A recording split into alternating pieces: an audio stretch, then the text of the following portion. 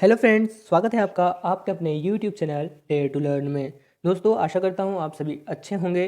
दोस्तों, आज हम डिस्कस करने वाले हैं important days in the month of February. तो दोस्तों, हम फरवरी माह के महत्वपूर्ण दिन देखने जा रहे हैं। तो शुरू करते हैं और देखते हैं। 1 फरवरी इंडियन कोस्ट गार्ड डे। अच्छा, भारतीय तटरक्षक दिवस ये हम मनाते हैं प्रतिवर्ष 1 फरवरी को। इसका मोटो क्या है? इसका मोटो है वयम रक्षामः। ठीक है दोस्तों, हम यह क्यों सेलिब्रेट करते हैं? इसका कारण यह है कि इंडिया की जो कोस्टल लाइन से जो मेरीटाइम जोन्स हैं उनको हम सिक्योर कर सकें।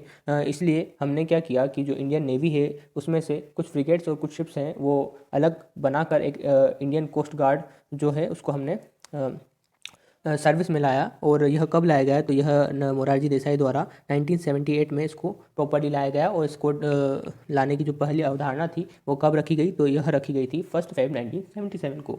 तो जैसा कि मैंने आपको बताया है कि हम इसको इसलिए मनाते हैं ताकि हम उन कोस्ट गार्ड जो ऑफिसर्स है, जो सोल्जर्स हैं, उनको हम अप्रिसिएट कर सकें, क्योंकि वो जो उनका रिमार्केबल रोल है वो प्ले करते हैं हमारे नेशनल इंटरेस्ट जो है उनको सिक्योर करने के लिए। तो दोस्तों, मेरीटाइम जोन है ना, यहाँ पर एक टर्म है मेरीटाइम जोन। तो दोस्तों, मेरीटाइम जोन क्या होता है?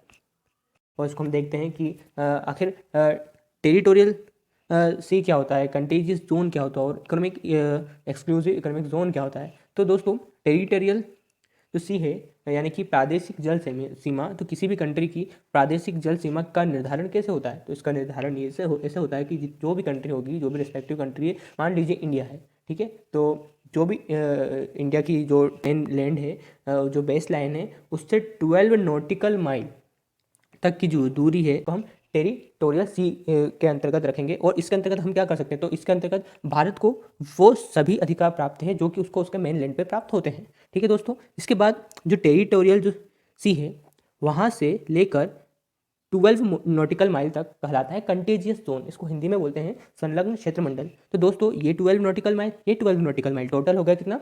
24 नॉटिकल माइल। तो जो इंडिया की जो तट रेखा है उससे 24 नॉटिकल माइल तक हमें जो हमारा क्षेत्र है वो हम इसको संलग्न क्षेत्रमंडल के अंदर रख सकते हैं।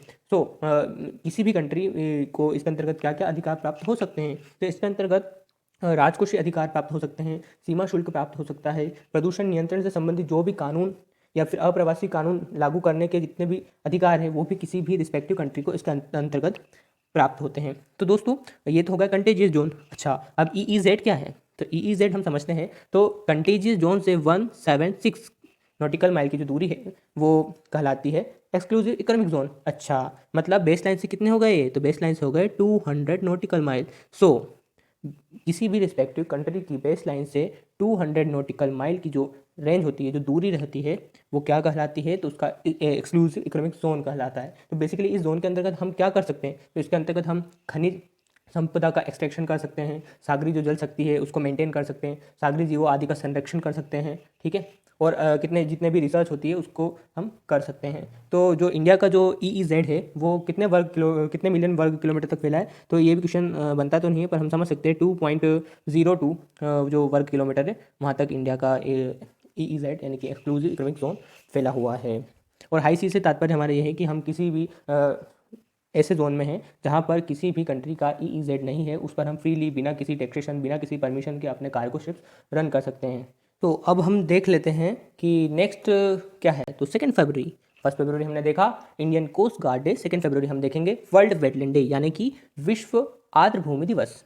तो दोस्तों, विश्व आर्द्र भूमि दिवस की शुरुआत कब हुई? तो विश्व आर्द्र भूमि दिवस एक्चुअली यूनेस्को द्वारा 1971 में रामसर में एक कन्वेंशन लाया गया जो कि वेटलैंड्स के ऊपर था। तब से इसे हम प्रत्येक वर्ष 2 फेब को as a world wetland day consider करते हैं।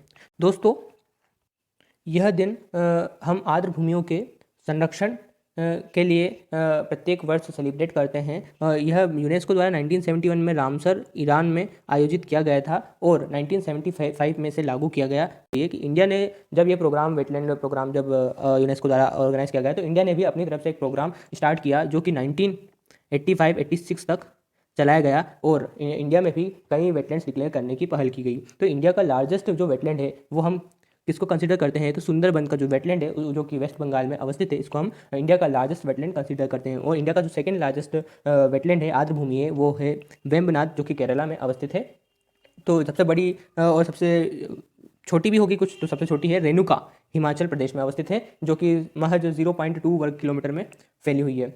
दोस्तों जब होती है बात वेटलैंड्स की, तो उत्तर प्रदेश में वेटलैंड्स की संख्या पूरे भारत में सर्वाधिक है। दोस्तों उत्तर प्रदेश में जो आर्द्र भूमियाँ हैं वो सर्वाधिक पाई जाती है। दोस्तों भारत में टोटल जितनी भी है कुल जो वेटलैंड है, कुल रामसर साइट से वो कितनी है, तो 49 है।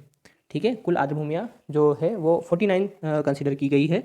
दोस्तों रिसेंटली हमारे जो 2 फेब हुआ था, 2 फेब 2022 को जब यह दिन मनाया गया था, तो इंडिया ने 2 नई रामसर साइट्स डिक्लेयर की है। एक है खिजारिया वाइल्ड लाइफ सेंचुरी गुजरात, और बखीरा वाइल्ड लाइफ सेंचुरी जो कि उत्तर प्रदेश में अवस्थित है। तो दोस्तों आप देख सकते हैं बहुत ही ब्यूटीफुल साइट्स होती है, और यहाँ पर हम जो इंडेंजर्ड स्पीसीज़ है उनको कंजर्व करते हैं, और इसके बाद जो भी ऐसी स्पीसीज़ है जो सिर्फ पर्टिकुलर प्लेस पर पाई जाती है उनको हम संरक्षण करते हैं, उनको बढ़ावा देने का प्रयास किया जाता है। अब देखते हैं 4 फरवरी यानी कि वर्ल्ड कैंसर डे। दोस्तों वर्ल्ड कैंसर डे प्रत्येक वर्ष 4 फरवरी को हम ऑब्जर्व करते हैं, और यह क्यों करते हैं, ताकि जितने भी लोग हैं उनको हम क्या कर सकें, कैंसर क्या है यह बता सकें और इसको कैसे क्योर किया जा सकता है। सो बेसिकली हम अवेयरनेस फैलाने के लिए 4 फरवरी को प्रत्येक वर्ष वर्ल्ड कैंसर डे यानी कि विश्व कैंसर दिवस ऑर्गेनाइज करते हैं।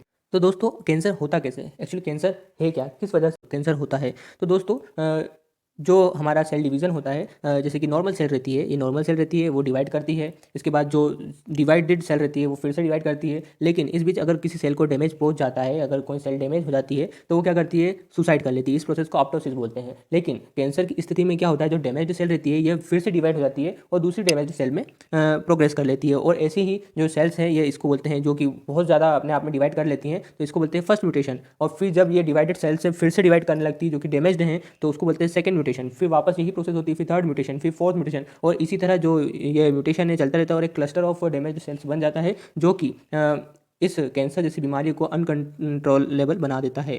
सो बेसिकली जो कैंसर है ये हमारे डीएनए में जो चेंज होता है, जो कि जिसको बोलते हैं जीन्स में जो चेंज होता है उसकी वजह से ओकर होता है। तो हम कह सकते हैं कि जो जेनेटिक चेंजेस होते हैं उस वजह से हमें कैंसर जैसी महामारी हो जाती है।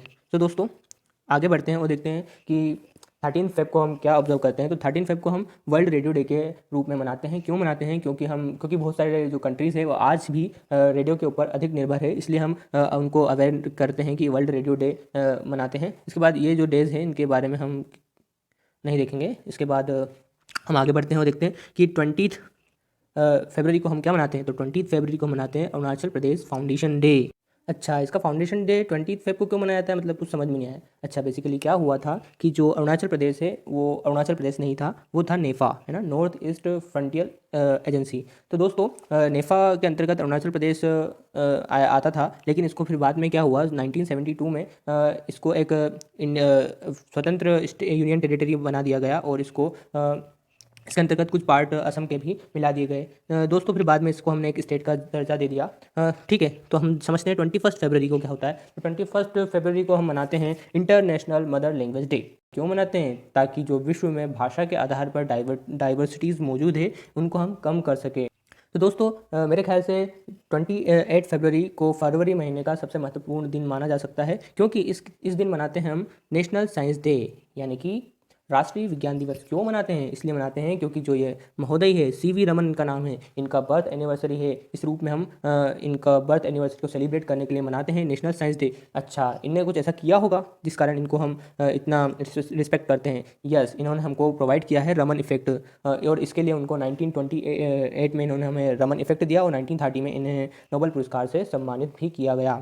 तो दोस्तों व्हाट इज़ रमन इफेक्ट, थोड़ा सा हम चर्चा कर लेते हैं कि रमन इफेक्ट क्या है। तो दोस्तों कोई भी जो फोटोन है यानी कि लाइट बीम है, किसी भी ऐसे केमिकल मटेरियल मॉलिक्यूल यानी कि मान लीजिए बेंजीन और टाइलिन है उस पर डिस्पर्स होती है, लेकिन वह उस सेम जो वेवलेंथ है उससे वापस नहीं जा पाती है, वह उससे कम या अधिक वेवलेंथ से रिटर्न होती है। लगभग 1 करोड़ फोटोन में से एक जो फोटोन रहता है वह उसकी वेवलेंथ या तो कम हो जाती है या ज़्यादा हो जाती है। तो बेसिकली जो इस इफेक्ट है इसको रमन जो सीवी रमन है उन्होंने खोजा, और इसी वजह से इसका नाम रखा गया रमन इफेक्ट। तो ये यानी कि 28 फरवरी के इस दिन को हम ऑब्जर्व करते हैं नेशनल साइंस डे। ठीक है दोस्तों, और इसके बारे में और भी अधिक जानकारी आपको चाहिए तो ये मैंने यहाँ पे लिख दिया, आराम से पढ़िएगा। और इसी तरह के और भी वीडियोस के लिए आप हमारे चैनल के साथ बने रह सकते हैं। आप हमारे चैनल को सब्सक्राइब कर सकते हैं, और इसके बेल आइकन को भी दबा सकते हैं। ठीक है। थैंक यू, मिलते हैं नेक्स्ट वीडियोज़ में। Thank you.